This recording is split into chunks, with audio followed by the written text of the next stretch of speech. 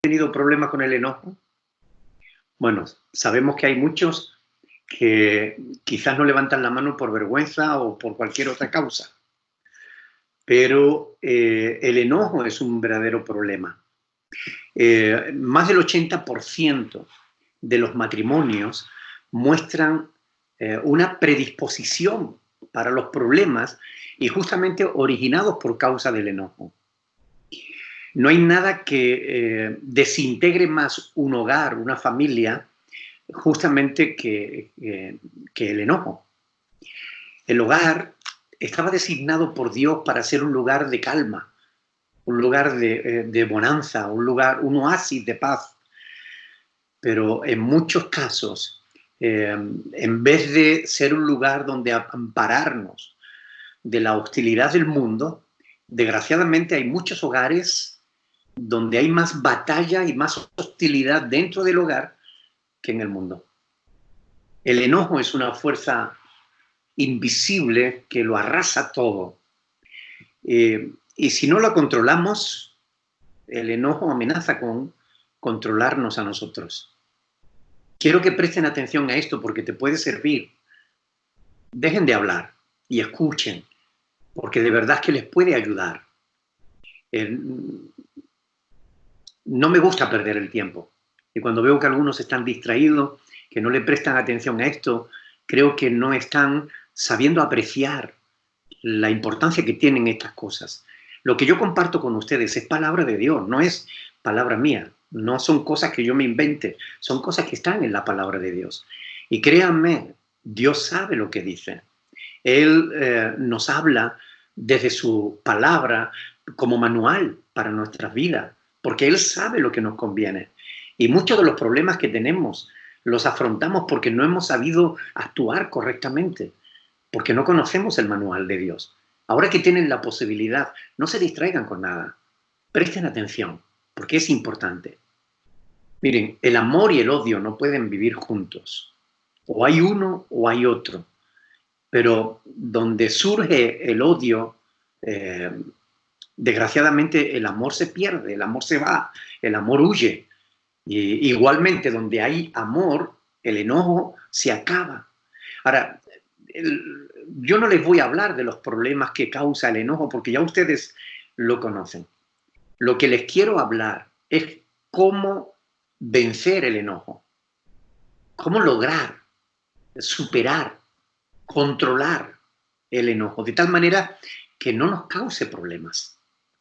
Bueno, en este pasaje que acabamos de leer de la epístola del apóstol Pablo a los Efesios, dice que podemos airarnos, pero no debemos pecar. Y eso significa que hay razones justas a veces para poder enfadarse por algo, pero no hay razón alguna para hacer daño a otra persona. No importa lo que la otra persona haya hecho. Nosotros no tenemos autoridad de parte de Dios para hacer algo de lo cual después nos tengamos que arrepentir. No pequéis, dice el apóstol Pablo. Airaos, pero no pequéis. El enojo, si tú no lo controlas, te va a llevar a pecar. Vas a decir cosas de las cuales después te vas a arrepentir. O vas a hacer cosas de las cuales después te vas a arrepentir de haberlas hecho. Por eso es importante controlar el enojo, aprender a controlar el enojo. Por eso el apóstol Pablo, uno de los consejos que nos da es de que no debemos permitir que el sol se ponga sobre nuestro enojo. Eso quiere decir que no debemos irnos a la cama sin antes haber arreglado el problema, fuera cual fuere, fuese el que fuese el problema.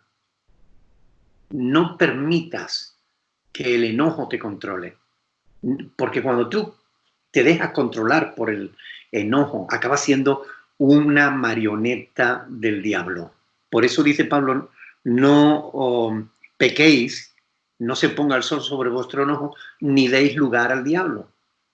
Si tú te enojas y no controlas el enojo, vas a dar lugar al diablo.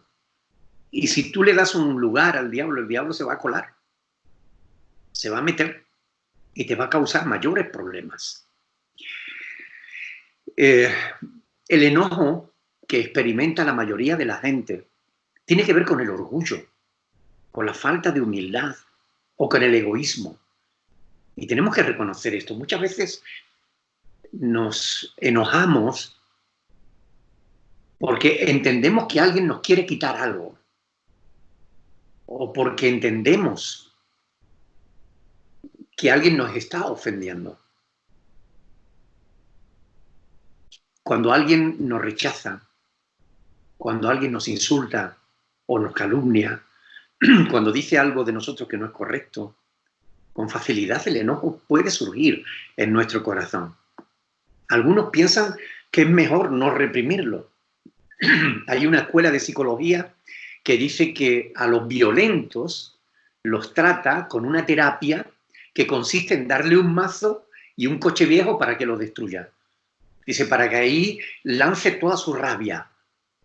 Pero la violencia jamás ha logrado que nadie pueda controlar su enojo. Al contrario, si tú tratas tu enojo con violencia, al final, cuando te enojes, si no tienes un mazo a la mano y un coche viejo al que pegarle, le pegarás a la persona que tengas enfrente. Esa no es una solución. Esas son tonterías de los psicólogos. Hay otros que toman una vajilla entera y te llevan a romper los platos. Desata tu ira. Pero eso no te va a solucionar el problema de la ira. Dar rienda suelta a la ira no te ayuda a controlarla. Es justamente todo lo contrario lo que tenemos que hacer. Hay un remedio mejor para controlar la ira y el enojo. ¿Quieren conocerlo? Yo quiero compartir con ustedes cómo pueden vencer el enojo. Miren, la mejor manera de vencer el enojo es que ustedes entiendan que el enojo es algo que debemos quitar de nuestra vida, porque es pecado. Fíjense que ahí en el versículo 31 dice Pablo en Efesios 4:31, quítense de vosotros toda amargura, enojo, ira, gritería, maledicencia y toda malicia. Quítense de vosotros estas cosas. Bueno, él dice, quítense de vosotros estas cosas, porque esas cosas son malas, son pecado.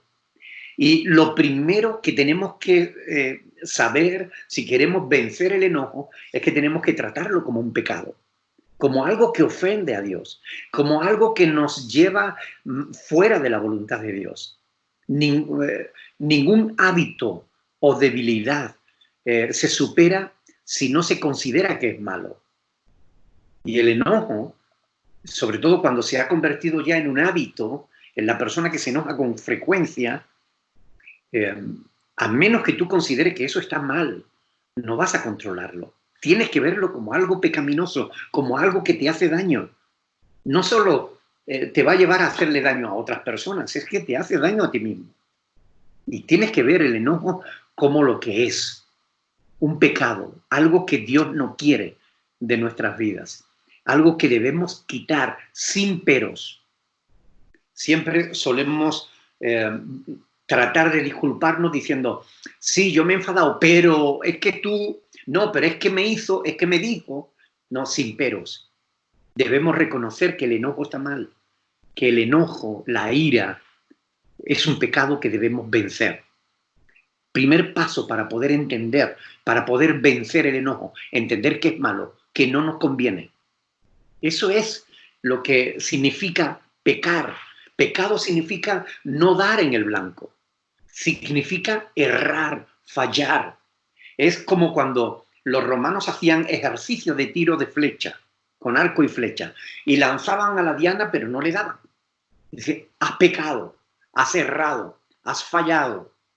Cuando tú tratas el enojo disculpándolo como algo que no tiene importancia, no es que me enfadé, pero porque ella me dijo o porque él me hizo, no. Mire, así estás fallando, estás pecando, no estás dando en el blanco. La manera de tratar con el enojo es entendiendo que es algo que no te conviene, que te perjudica, que te hace daño, que aleja a las personas que te quieren, las aleja de ti. Hay muchas personas que han perdido su esposa por causa del enojo, que han perdido a sus hijos por causa de la ira. Hay personas que han perdido a su familia que ya no se habla con los padres por causa del enojo. Y esto no debe ser así. Primer punto, por tanto, considera que el enojo es pecado, algo que debes quitar, algo que debes vencer, algo que debes batallar contra eso. Porque si no lo consideras malo, no te vas a esforzar por vencerlo. Segundo, no solo lo consideres un pecado, sino que cada vez que te enojes por algo, debes confesarlo, debes pedir perdón por ese enojo. Porque debes entender que no solo es que esté mal, es que cuando te enojas, te lleva a pecar, te lleva a decir cosas que no debes, a hacer cosas que no debes. Y cuando haces algo que no debes, debes reconocerlo. Debes decir, lo siento, me enojé y te grité y no quería hacerlo. Perdóname. Te di un empujón y no quería hacerlo. Lo siento, perdóname. No es solamente considerarlo mal. Además, hay que reconocerlo y pedir perdón. Cuando hacemos algo mal, tenemos que reconocerlo. Si no lo reconocemos, ese mal que hemos hecho cuenta en nuestra acta de los decretos que hay contra nosotros. Si tú lo reconoces, si cuando te enojas y haces algo que no debes, o dices algo que no corresponde, lo reconoces y pides perdón, eso se borra, ese pecado queda anulado. Pero si no lo reconoces, el pecado te sigue contando en tu contra. Y esto es importante que lo tenga en cuenta. Tercero, pide perdón a Dios. Pídele a Dios que te libere de ese hábito, de ese enojo, de esa ira que te controla. Ora a Dios para que te libere, para que puedas verte libre de ese enojo que te domina. Mire, el enojo no solo es un pecado, se puede convertir en un hábito. Y si tú eres cristiano o quieres serlo, el enojo no te conviene. El enojo no va bien contigo. Debes superarlo. Debes entenderlo como algo malo que debes controlar. Si haces algo mal cuando estás enojado, debes reconocerlo y pedir perdón, y debes orar a Dios pidiéndole que Él te ayude, que te ayude a controlarlo, a controlarte, a que el Espíritu Santo de Dios te controle.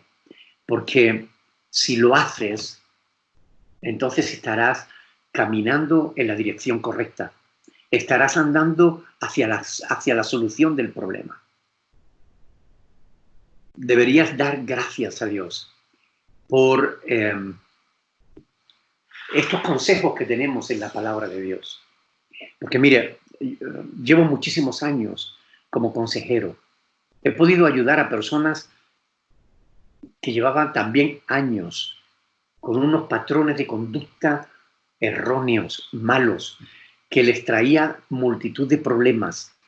Y siguiendo los consejos de la palabra de Dios, han podido ir venciendo esos patrones de conducta. Han podido ir cambiando sus vidas. Personas que antes estaban siempre amargados por todo. Cualquier cosita insignificante le hacía estallar, le hacía explotar. Ahora son personas diferentes. Tienen más paciencia con todos los demás. Porque han entendido que ellos tampoco son perfectos. Que todos cometemos errores a veces. Y si queremos que los demás tengan paciencia con nosotros, también nosotros debemos tener paciencia con los demás. Yo les aconsejo, por favor, presten atención a estas cosas. Medítenlas. Prueben a ponerlas por obra. No van a perder nada por probarlo. Y yo les aseguro que pueden encontrar la solución a un problema que puede ser origen y raíz de otros muchos problemas, porque el enojo te puede meter en muchos problemas. A más de uno le ha metido en problemas el enojo. Por tanto, recuerda, primero enfrenta el enojo como lo que es, un pecado, que debes quitarlo de tu vida. Segundo, Si enojados has hecho o dicho algo que no estaba bien, que no era correcto, que has hecho daño a alguien, por favor reconócelo y pide perdón. Y tercero, ora al Señor para que te ayude a controlar el enojo. Su Espíritu Santo nos puede ayudar, pero es necesario que comiences por el principio, por reconocer que el enojo está mal, que el enojo te lleva a actuar mal y que es algo que no te conviene. Yo quisiera que ustedes meditaran sobre estas cosas, porque son cosas importantes que les pueden ayudar a mejorar su calidad de vida. Muchas veces nuestra calidad de vida viene determinada por nuestras relaciones con los demás, por el nivel de profundidad de nuestras relaciones con los demás. Hay personas que solo se relacionan a un nivel superficial. Es como cuando te encuentras con un vecino y le dices, hola, buenos días, pero ya está. No profundizas más en esa situación. Hay otros que van un poquito más, es como la relación que tiene con un compañero de trabajo, ¿no? Hola, buenos días, ¿qué tal? ¿Cómo está? ¿Te gustó el partido de ayer? No sé qué. Hay un poquito más de profundidad en la relación. Pero cuando tú eres capaz de abrir tu corazón a una persona, ahí es cuando de verdad te estás comunicando. Miren, el enojo puede ser el mayor de los problemas para que tú establezcas buenas relaciones con los demás. Y si no tienes buenas relaciones con los demás, ¿cómo vas a tener una buena relación con Dios? Comienza por reconocer que el enojo no te conviene. Comienza por reconocer cuando haces algo mal. No pasa nada por reconocer que hemos actuado mal. No vamos a ser menos hombres. Mire, es más, hace falta más hombría para ser humilde y reconocer que hemos metido la pata que para negarlo. Los niños niegan cuando han hecho algo mal. No, yo no he sido, no, yo no fui. No se hace falta ningún valor para eso. Pero decir, sí, lo siento, es verdad, he hecho algo que no lo debía hacer y te pido que me perdones. Estoy tratando de luchar contra esto. Te ruego, por favor, que me ayudes. Para eso hace falta mucha más hombría. Por eso yo os invito, mediten en estas cosas. Me gustaría hacer una oración por vosotros, a fin de que Dios os ayude a reflexionar sobre estos temas. Porque ahí donde estáis, en vuestra relación los unos con los otros, vais a necesitar prestar atención a estas cosas. El enojo puede surgir entre ustedes. Y el enojo puede surgir en tu casa con tu familia. Pero ¿no te gustaría vencer el enojo de una vez por todas? Controlarlo para que el enojo ya no te controle a ti. ¿No te gustaría establecer mejores relaciones con los demás? Oremos, pidámosle a Dios que nos ayude a poner por obra estas cosas que vamos aprendiendo, que son instrucciones que tenemos en este manual hermoso de vida que es la palabra de Dios. Vamos a pedirle a Dios que nos ayude, especialmente aquellos que tienen más problema con el enojo. Oren ahí donde están. Yo voy a hacer también una oración por vosotros. Padre del cielo, te doy gracias por la oportunidad que tú nos das de poder, Señor, meditar en tu palabra. Gracias por habernos dejado estos consejos sencillos, estos consejos prácticos que nos ayudan a mejorar nuestra calidad de vida. Yo quiero rogarte por todos y cada una de las personas que están ahí en ese lugar ahora. Y también por los que van a ver este vídeo después. Señor, todos aquellos que tienen problema con el enojo, con la ira, ayúdalos a fin de que sean capaces de controlarlo. Que sepan ver el enojo como algo malo que no les conviene. Que sepan entenderlo como un pecado. Y si en su enojo hacen o dicen algo incorrecto, ayúdalos a que sean capaces, que tengan el valor de reconocer que se equivocaron, que hicieron mal. Dale valor para pedir perdón y rectificar, porque en ese rectificar tú les vas a dar la victoria, Señor.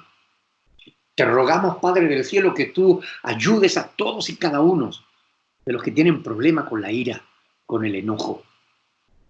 con las raíces de amargura, con todas estas cosas que impiden las buenas relaciones. Ayúdalos. Yo te lo suplico en el nombre de Jesús, porque sé que tienes poder para hacerlo, Señor, para atender nuestras súplicas, para ayudarnos en lo que necesitamos. Por tanto, Padre, porque tú tienes poder, te rogamos en el nombre de Jesús, ayúdanos, líbranos de todo enojo, ayúdanos a controlar el enojo, para que el enojo no nos controle a nosotros. Te lo rogamos en el nombre de Jesucristo. Amén. Y amén. Muy bien, jóvenes. Yo les invito de verdad a que mediten en estas cosas. Son importantes. Y si ustedes las ponen por obra, yo les puedo garantizar al 100% que funcionan. Porque llevo muchas décadas viéndolo en multitud de personas que han seguido estos consejos bíblicos y dan resultado. Las familias mejoran, las personas cambian, los matrimonios se recuperan, la vida es diferente cuando seguimos los consejos de la palabra de Dios. Así que ánimo, sigan adelante, reflexionen en todas estas cosas, hablen entre ustedes de estos temas, dialóguenlo. Y si tienen alguna pregunta, pues yo estoy aquí dispuesto para daros respuesta con la ayuda del Señor. ¿Tienen alguna pregunta? Buenas tardes, pastor. Yo soy Freddy y yo voy a ser el responsable de las preguntas. Muy bien. Buenas tardes, hermano. Dice, la primer pregunta dice, ¿si es bueno creer en algo que no has visto? Bueno, la fe precisamente es creer en algo que no se ve. La fe es la certeza de lo que no se ve, la convicción de lo que se espera. Por tanto, yo puedo creer en algo que no veo. Por ejemplo, yo puedo creer en el aire. No lo veo, pero lo respiro. No lo veo, pero lo veo en lo que el aire provoca. Por ejemplo, cuando veo que una sábana que está extendida se mueve por el aire, veo la obra que el aire produce. Veo los árboles moverse. No vemos el aire, pero vemos lo que produce, ¿verdad? Bueno, yo no veo a Dios. No lo veo de una forma física, porque Dios es espíritu. Pero cuando veo que las personas que se acercan a Dios a través de su palabra cambian, cuando veo que no solamente las personas cambian, sino que arreglan sus vidas, sus parejas, sus familias, cuando yo veo lo que produce Dios cuando llega a un corazón, no tengo más remedio que creer en Él, sobre todo porque he visto lo que ha hecho en mi propia vida, ¿no? En mi familia. Así que sí, se puede creer en lo que no se ve. Hay muchas cosas que no vemos. Cada una de las células de nuestro cuerpo tiene 3 trillones de datos. Cada una de las células de nuestro cuerpo. Una célula es casi imperceptible a los humanos. Y sin embargo tiene 3 trillones de información. No la vemos, pero está ahí. Nuestro ADN. ¿Okay? El ADN está compuesto por 4 palabras que combinadas dan 3 trillones de datos. Impresionante, ¿no? ¿Quién puso esa información ahí? Donde hay información tiene que haber una mente inteligente, ¿no?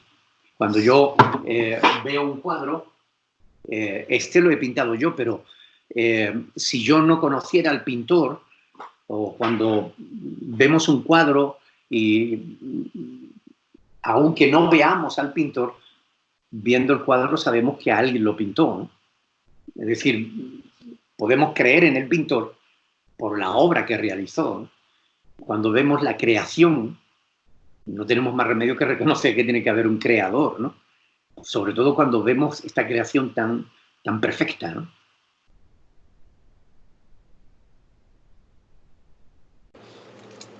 La siguiente pregunta es, ¿cómo puedo reconocer a un buen pastor? Esa es una buena pregunta. ¿Cómo reconocerías un buen billete?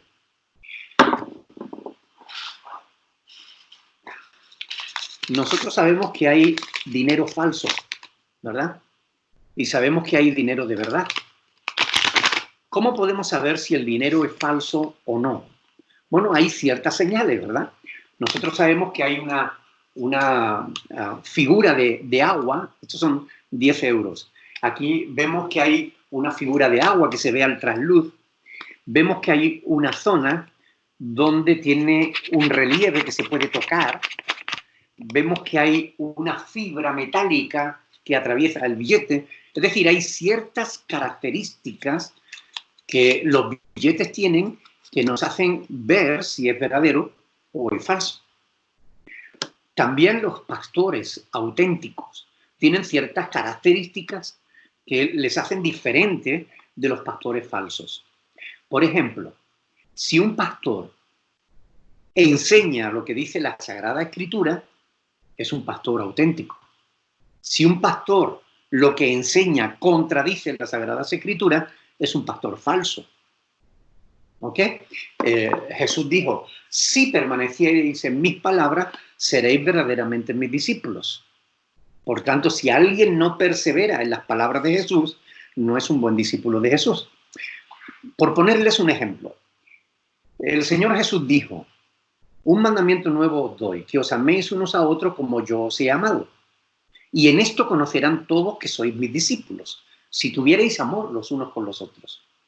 Ahora llega un pastor argentino que se llama Bernardo Estamateas, que es un psicólogo, y escribe un libro que se titula Las relaciones tóxicas.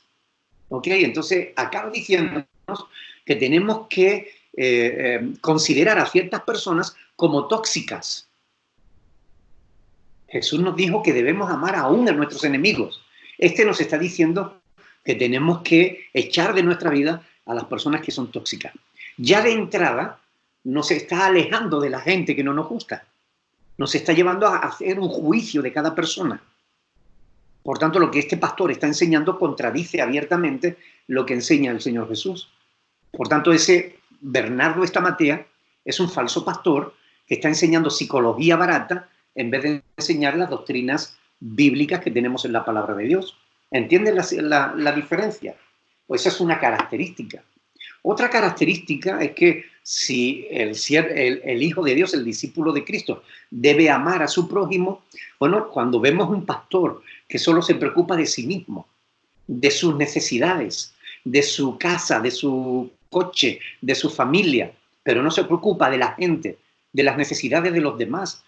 Hay iglesias donde la gente son pobres, pero los pastores son ricos. Entonces nos damos cuenta de que no están cumpliendo con ese requisito que Cristo establece que debe tener los verdaderos pastores. Es decir, amor para con el prójimo. Esto es fundamental. Son señales bíblicas que encontramos en la Biblia y que nos ayudan a diferenciar el verdadero pastor del pastor que no es auténtico, ¿no? Como esta hay muchísimas otras características que podemos ver, ¿no?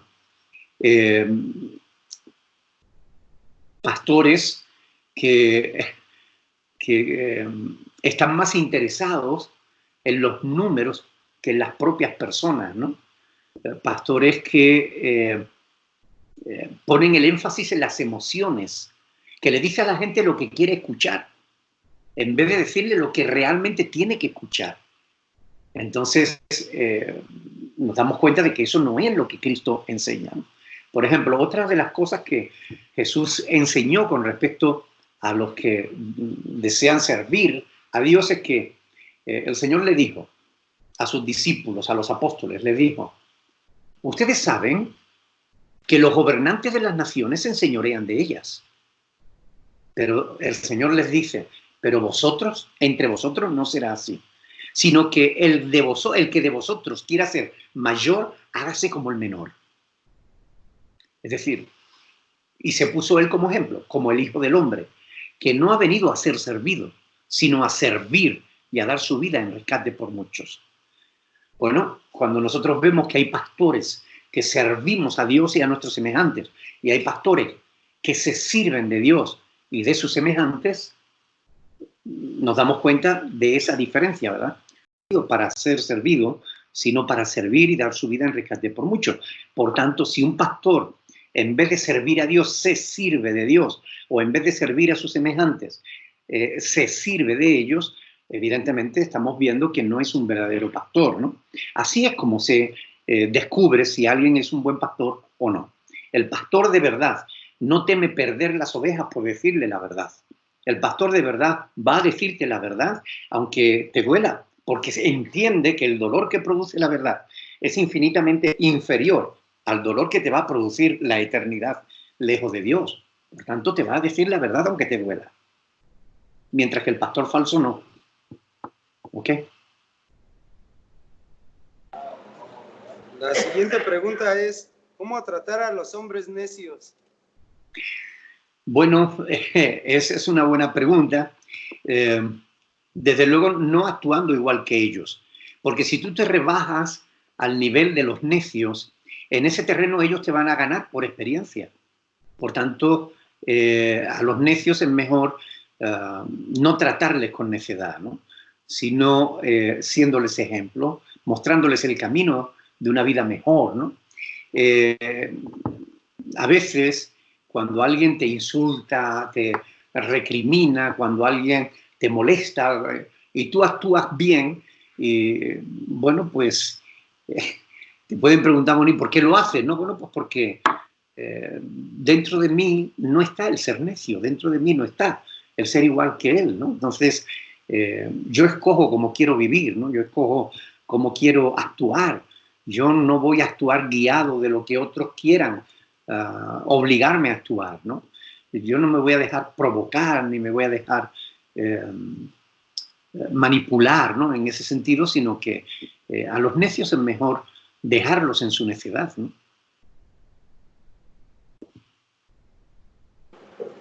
La siguiente pregunta es, ¿cómo saber si es verdad todo lo que dice en la Biblia y está escrito? Bueno, es verdad. ¿Por qué digo yo que es verdad? Llevo 40 años estudiando la Biblia y, ¿saben? No hay otro libro comparable a la palabra de Dios.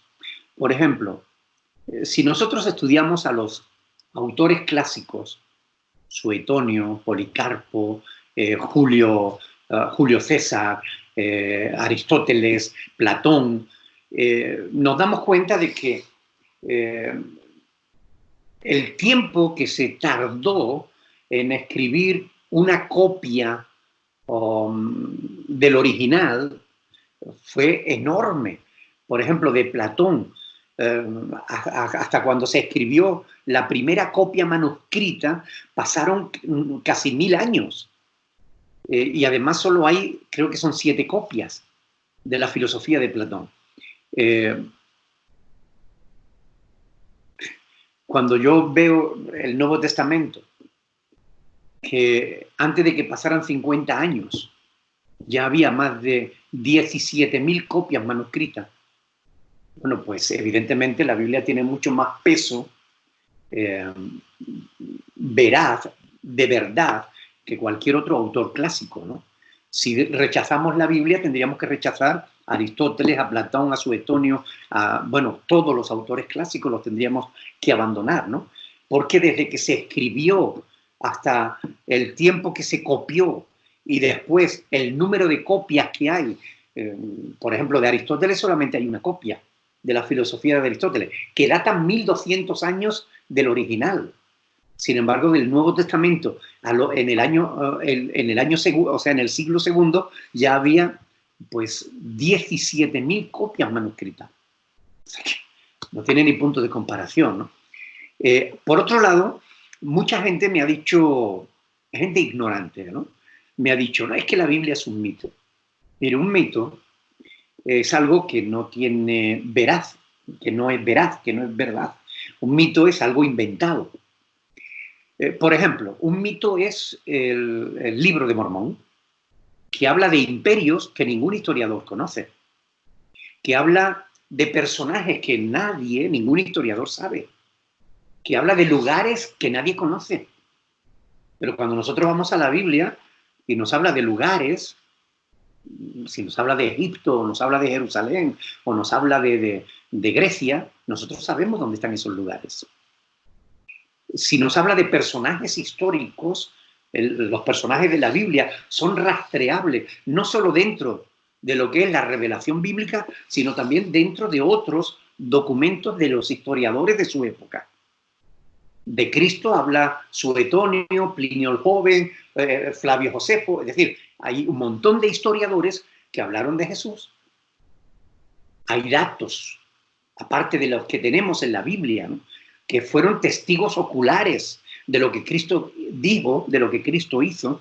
Fueron personas que estuvieron dispuestos a dar su vida por no negar lo que ellos creyeron, ¿no?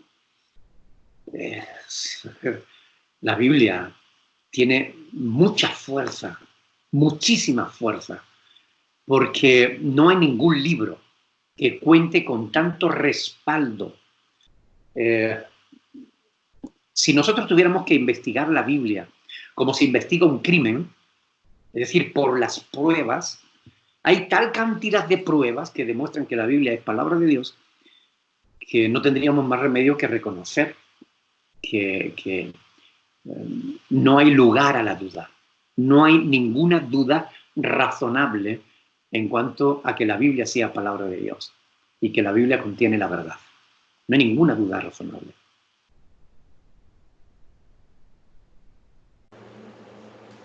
La siguiente pregunta es, pastor, en este tipo de lugares y en la cárcel es muy difícil detenernos al enojo. ¿Qué podemos hacer? Bueno, justamente cuando las cosas se ponen difíciles es cuando realmente necesitamos esforzarnos. Que algo sea difícil no significa que sea imposible. De nada nos sirve hacer lo que es fácil hacer. Lo que es fácil de hacer no requiere ningún esfuerzo. Cualquiera puede hacerlo. Pero justamente donde es difícil, cuando resulta difícil, ahí es que tenemos que probar nuestra determinación, si estamos dispuestos o no a esforzarnos por conseguir el objetivo que queremos alcanzar, que es controlar el enojo, para que el enojo no nos controle a nosotros. Repito, que sea difícil no significa que sea imposible, sobre todo si tenemos en cuenta el punto tercero que les compartí, que es que podemos acudir a Dios para pedirle ayuda. Y créeme, el apóstol Pablo en Romanos 8:26 dice que el Espíritu Santo nos ayuda en nuestras debilidades. De modo que cuando seas débil, en vez de darte por vencido, lo que tienes que hacer es orar a Dios y decirle, Señor, ayúdame. Y Dios te ayudará, te dará la fuerza que necesitas para lograr lo que por ti mismo no consigues. Así que ánimo. La siguiente pregunta es, pastor, ¿por qué la 9 a la muerte me llaman Santa Muerte? ¿Por qué a la muerte le llaman Santa Muerte? Bueno, a la muerte no le llaman Santa Muerte. Le llaman Santa Muerte a un ídolo que se ha creado ahí en México y que la gente está acabando por adorar. Es algo absurdo, pero que realmente, bueno, algunas personas siguen ese tipo de culto pagano. ¿Ok? Mire, ¿por qué adorar la muerte? Cuando la muerte, si tú no tienes fe en Dios, para ti será el fin, desde tu perspectiva, será el fin de todo, la negación. Pero es que tu perspectiva incrédula es incorrecta, porque aunque tú no creas en Dios, la muerte será el paso a una vida diferente. Pero si no has creído en Dios en esta vida, una vez que tú mueres, abrirás los ojos en el infierno, es decir, lejos de la gloria de Dios. Y lo vas a estar lamentando todo el resto de la eternidad. Sin embargo, la muerte, desde la perspectiva de la fe, pues es para nosotros el paso a una vida mejor que esta. De modo que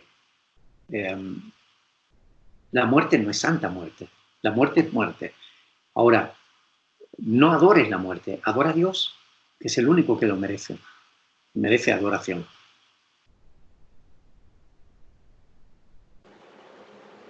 Dice, Pastor, yo soy una persona muy tranquila y tolerante, pero también muy explosiva. En mis circunstancias que no me gustan, ¿cómo debo de sobrellevar esta situación? Bueno, si eres explosivo, no eres tolerante y pasivo. Es una contradicción. Querrás decir que cuando las cosas van como tú quieres que vayan, entonces sí eres tolerante. Cuando todo el mundo baila al son que a ti te gusta, entonces tú eres tolerante. Pero cuando las cosas se tuercen, cuando ya no se hacen las cosas como tú quieres, o cuando alguien baila a paso contrario, ahí pierdes el control. Entonces no eres nada tolerante. Simplemente eres egoísta y simplemente eres orgulloso, simplemente te engañas a ti mismo creyéndote tolerante cuando no lo eres.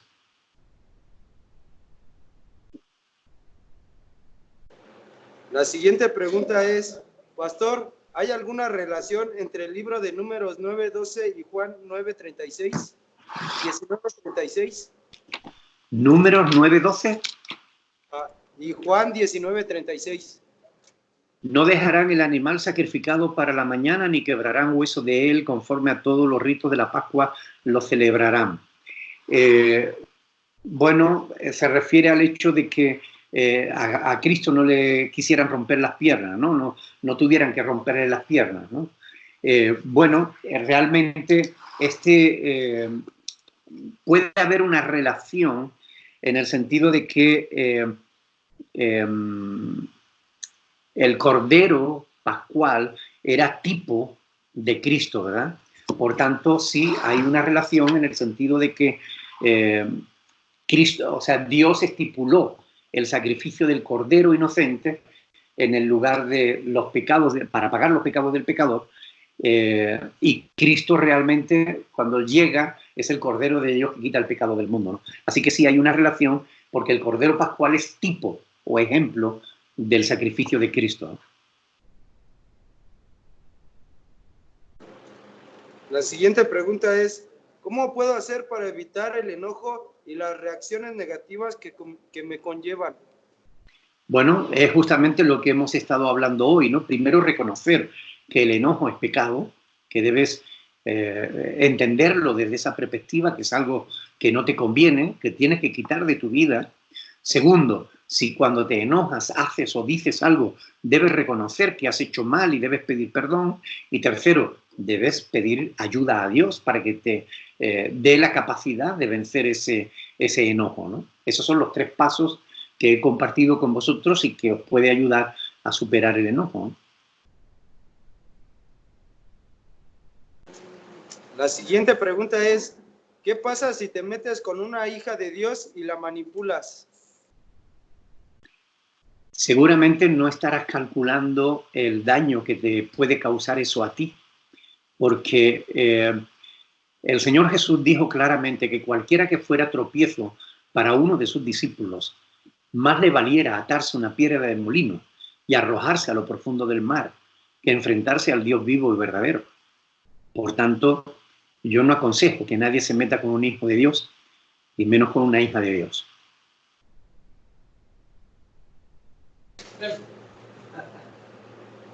Pastor, la pregunta que le hicieron de número 9, que si tiene un significado el número 9:12 y Juan 19:36. El significado que tiene es que el Cordero Pascual era tipo de Cristo, ya lo expliqué. Es decir, Dios estipula el sacrificio del Cordero como el derramamiento de la sangre de un inocente que paga el pecado del culpable. Así estaba establecido el Cordero Pascual. Y Cristo es el Cordero de Dios que quita el pecado del mundo. Por tanto, Dios no quería que se rompieran los huesos del animal, porque a Cristo no se le iba a romper los huesos. Así estaba escrito también en el Salmo 34.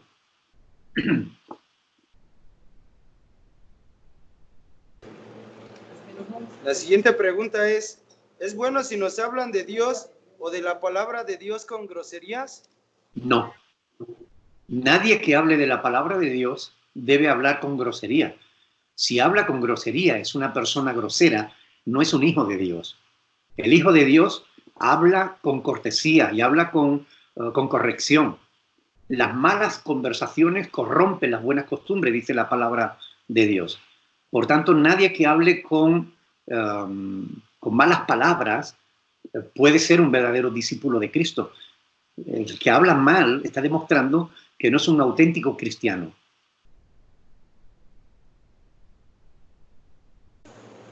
La siguiente pregunta es, Pastor, cuando salgo de aquí nadie me tienta para tomar. ¿Por qué yo no tengo amigos? Yo no tomo. ¿Por qué no? ¿Por qué yo quiero? ¿Y qué puedo hacer? No he entendido la pregunta. Dice, cuando yo salgo de aquí, nadie me tienta para tomar porque yo no tengo amigos y yo tomo porque quiero. ¿Qué puedo hacer? Bueno, dejar de tomar. Es decir, si tomas porque quieres,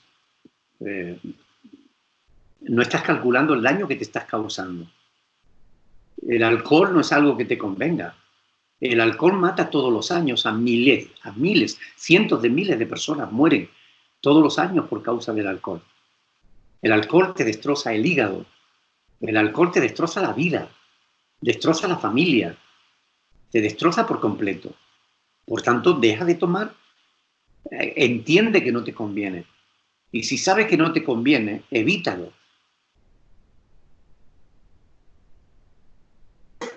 A ver, es que aquí lo escribieron de una forma, pero el compañero dice que es de otra. Se lo voy a pasar. Buenas tardes. Hola, buenas tardes. Bueno, mi pregunta es, bueno, en mi caso, ¿no? Aquí muchas veces se dice que no pases por los lugares donde te pones a tomar o que no te juntes con las gentes que te pones a alcoholizar.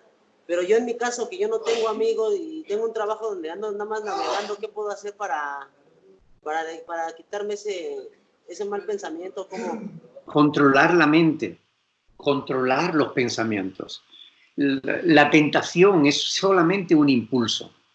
Tú estás tan tranquilo y de pronto surge el pensamiento, quiero tomar. Bueno, ahí mismo tú tienes que tomar control sobre tu pensamiento y llevarlo a otra cosa. No, tomar no me conviene. Debes llevarlo a otro punto. Toma un texto bíblico, lo que sea, ponte a pensar en el texto bíblico. Se te pasará la tentación rápido. Porque en el momento que tu mente la depositas tu mente en otro pensamiento diferente de la tentación, ya la tentación pasó. Por tanto, controla lo que piensas.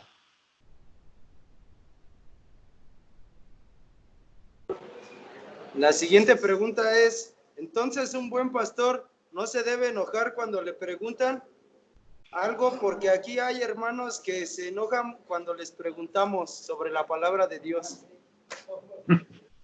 Un buen pastor no debe enojarse porque se le pregunte.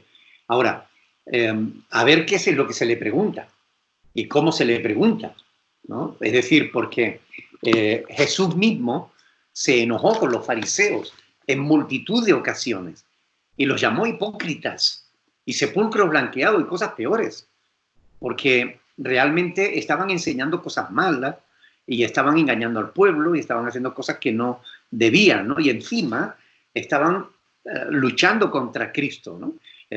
Tratando de ponerlo de embustero a él, ¿no? Por tanto, el buen siervo de Dios no debe enojarse, pero entiendan bien una cosa. Cuando hablamos del enojo y que tenemos que quitar el enojo, nos estamos refiriendo al enojo que nos lleva al pecado. Pero el enojo en sí mismo no es pecado, pero te puede llevar al pecado. Por eso se nos invita a vencer el enojo, a que el enojo no nos controle, ¿ok? Pero Dios se enoja y Dios no hace nada indebido, ¿ok? Por tanto, el problema no está en el enojo en sí mismo, sino en que nosotros nos dejemos llevar por el enojo, haciendo o diciendo cosas que no debemos hacer o decir, ¿no?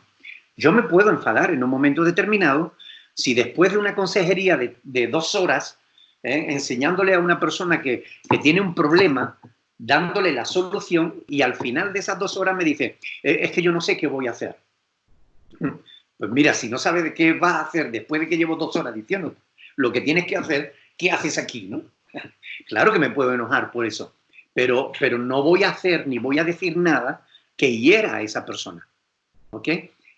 Voy a controlar el enojo, no voy a permitir que el enojo me controle a mí.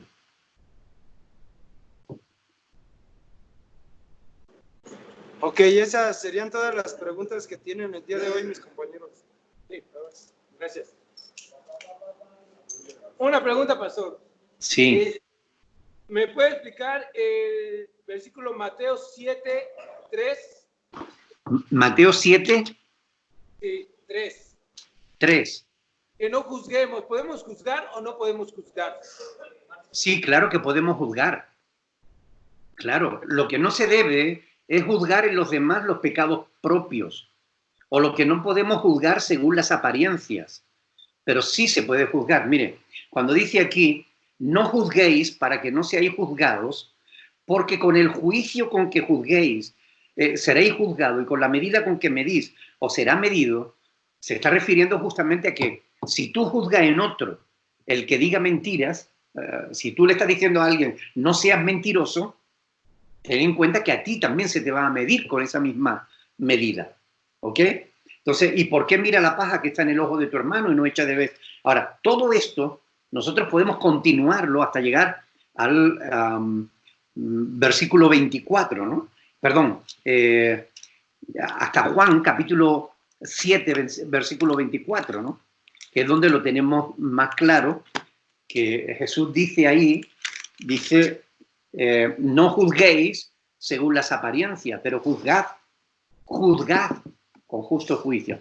No nos dice que no juzguemos, sino que no juzguemos según las apariencias, que no juzguemos en los demás los pecados que hay en nuestra propia vida, pero que debemos juzgar con justo juicio. Y ahí puede subrayar esa palabra, juzgad. Claro que tenemos que juzgar.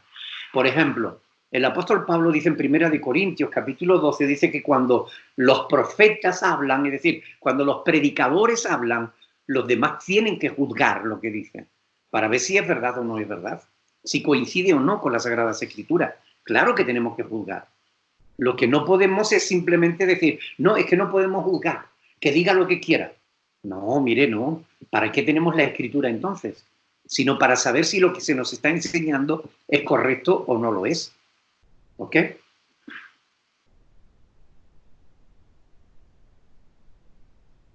Gracias, pastor. Si me puede explicar Eclesiastés 7, 26. Bueno, recuerden que Eclesiastés es un libro que es la observación, la investigación de Salomón, 7:26.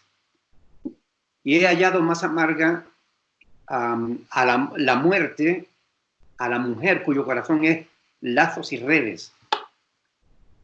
He hallado más amarga que la muerte a la mujer cuyo corazón es lazos y redes, y sus manos ligaduras. El que agrada a Dios escapará de ella, mas el pecador quedará en ella preso. Bueno, se está refiriendo que es preferible morirse a caer en lazo de una mala mujer, ¿no? Pero recuerden, Salomón está haciendo una investigación desde la perspectiva humana de todos los afanes del ser humano, ¿no? Y este libro, para poder entenderlo, hay que llegar al final. Esa es la conclusión del capítulo 12, donde se llega a entender esta investigación, ¿no?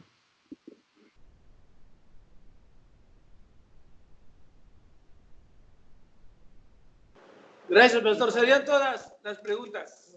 Muy bien, pues muchísimas gracias por vuestra paciencia.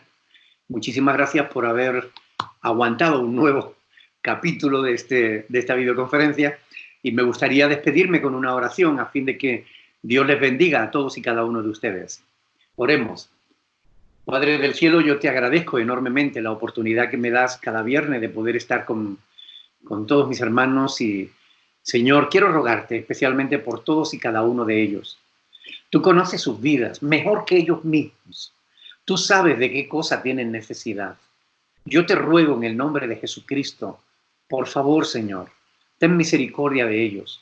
Ayúdalos a cada uno en sus necesidades, conforme a tu misericordia. Bendice, Señor, sus vidas, bendice su familia, bendice, Señor, su situación. Yo te lo ruego en el nombre de Jesús, para tu gloria y para tu honra. En el nombre de Jesucristo, nuestro Señor. Amén. Amén. Bueno, Dios les bendiga a todos. Ahí están unos, pastor. Bendición. Dios les bendiga a todos. Chao. Bendición, Marcelino. Dios te bendiga. Chao.